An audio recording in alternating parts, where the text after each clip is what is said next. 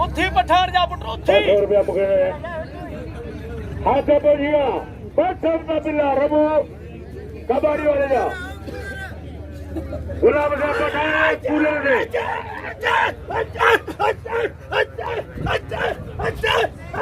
इनका को आगे तैयार करेंगे अरे ही जो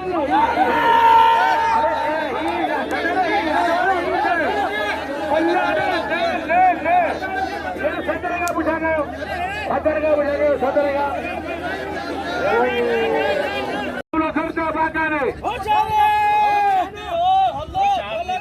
चाल करो चाहते ठका एडरो करता नहीं मेरे हिंदी के नाम लो बोला भैया पुटना अरे बोला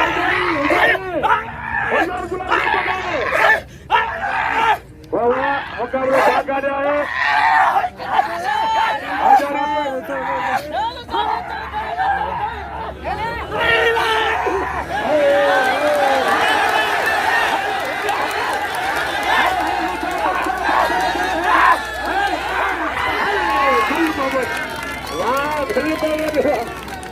हली होगा क्या बोल रहे हो ढंग दे जाके रे आजे अंग्रेजी नहीं बाबा सब अंग्रेजी नहीं हां आधा बोला मुझे नाम लो आधा कर रहा अरे वो कबाड़ी वालों छोड़ दो